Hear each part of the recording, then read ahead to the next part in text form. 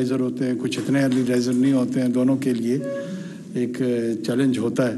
بعض اوقات لوگ جلدی صبح اٹھ کے پھر سو جاتے ہیں تو بہرحال بڑی مہربانی آپ تمام حضرات کا آپ تشریف لائیں.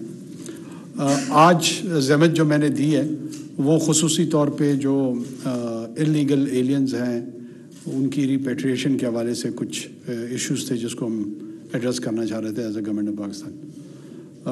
اس سلسلے میں میری ایک اسٹیٹمنٹ ہے جس کی کاپی بھی میں بعد میں ان کو کہوں گا کہ آپ لوگوں میں ڈسٹریبیوٹ کر لیں. پاکستان اور افغانستان کے مابین ہمسائیگی، مذہب، برادرانہ اخوت اور بھائی چارے کا ایک گہرا رشتہ ہے. گزشتہ 4 دہائیوں میں افغانستان کے لیے جس ایثار اور اخوت کا مظاہرہ ریاست پاکستان اور پاکستان کے عوام نے کیا ہے وہ اس رشتے کا عملی نمونہ ہے. جب بھی افغانستان پر کوئی بھی افتاد پڑی، پاکستان کی حکومت اور عوام نے اپنے ہمسایوں کی بھرپور امداد کی اور ہر طرح سے ان کا درد بانٹا. پاکستان نے گزشتہ 44 برس میں 40 لاکھ سے زائد افغان شہریوں کو کھلے دل سے خوش آمدید کہا اور محدود وسائل کے باوجود نہایت خندہ پیشانی سے اپنے افغان بھائیوں کا ساتھ نبھایا. اس ضمن میں عالمی اداروں کی محدود اور قلیل امداد پاکستان کی مہاجرین کو 4 دہائیوں پر معید معاونت کا عشر اشیر بھی نہیں. اگست 2021 میں افغانستان میں عبوری حکومت کے قیام کے بعد ہمیں یہ قوی امید تھی کہ افغانستان میں دیرپا امن قائم ہوگا. باہمی تعاون سے دونوں ریاستیں ترقی اور خوشحالی کی نئی راہیں استوار کریں گی. پاکستان مخالف گروہوں خصوصاً تحریک طالبان پاکستان کے خلاف سخت کارروائی عمل میں لائی جائے گی اور ان کو افغانستان کی سرزمین پاکستان کے خلاف استعمال کرنے کی اجازت ہرگز نہیں دی جائے گی. لیکن بدقسمتی سے عبوری افغان حکومت کے قیام کے بعد سے پاکستان میں دہشت گردی کے واقعات میں 60% اور خودکش حملوں میں 500% اضافہ ہوا ہے. پچھلے 2 سالوں میں 2267 معصوم پاکستانی شہریوں کی جانیں اس اندھوناک خون ریزی کی بھینٹ چڑھ چکی ہیں جس کے ذمہ دار تحریک طالبان پاکستان کے دہشت گرد ہیں جو افغانستان کی سرزمین استعمال کرتے ہوئے پاکستان پر بزدلانہ حملے کر رہے ہیں. اس عرصے میں خودکش حملوں میں ملوث افراد میں 15 افغان شہری بھی شامل تھے. اس کے علاوہ اب تک 64 افغان شہری انسداد دہشت گردی کی مہم میں پاکستان کے قانون نافذ کرنے والے اداروں سے لڑتے ہوئے ہلاک ہوئے. یہ تمام حقائق افغان حکام کے علم میں ہے. فروری 2023 سے تواتر کے ساتھ ہر 15 دن بعد پاکستان کی جانب سے افغان عبوری حکومت کو احتجاجی مراسلوں میں افغانستان سے منسلک دہشت گرد حملوں کی مکمل تفصیلات مہیا کی جا رہی ہیں.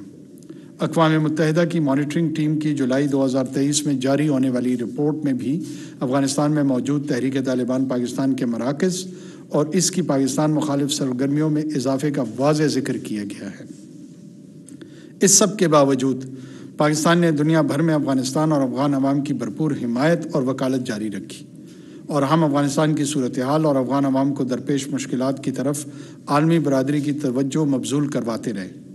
اس کے ساتھ ساتھ حکومت پاکستان نے افغانستان کو تجارت اور درآمد کے حوالے سے بھی انتہائی غیر معمولی مراعات دیں، مگر بدقسمتی سے پاکستان کے صبر، فراخ دلی اور مصالحت پسندی کی قدر نہ کی گئی اور افغان عبوری حکومت نے افغانستان سے اٹھنے والی پاکستان مخالف دہشت گردی کے خلاف کوئی خاطر خواہ اقدامات نہ کیے.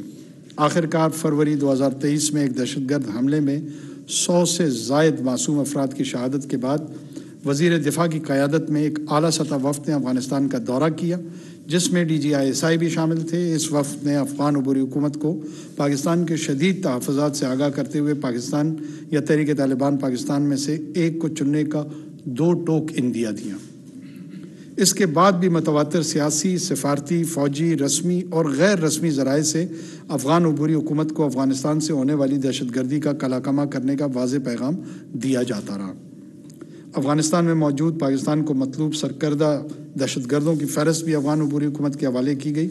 افغان عبوری حکومت کی بارہا یقین دہانیوں کے باوجود پاکستان مخالف دہشت گرد گروہوں کے خلاف کوئی اقدامات نہیں کیے گئے، بلکہ چند مواقع پر تو دہشت گردوں کی سہولت کاری کے واضح ثبوت بھی سامنے آئے. اس پس منظر میں کوئی ٹھوس قدم اٹھانے کی بجائے افغان حکومت نے متعدد بار یہ مشورہ دیا کہ پاکستان کو اپنے اندرونی حالات پر توجہ دینی چاہیے. افغان حکومت کے اس رویے اور عدم تعاون کے بعد اب پاکستان نے اپنے داخلی معاملات کو اپنی مدد آپ کے تحت درست کرنے کا فیصلہ کیا ہے. اس حوالے سے پاکستان کے حالیہ اقدامات نہ تو غیر متوقع اور نہ ہی حیران کن ہیں۔ پاکستان میں بدامنی پھیلانے میں ایک بڑا کردار غیر قانونی تاریک وطن کا ہے۔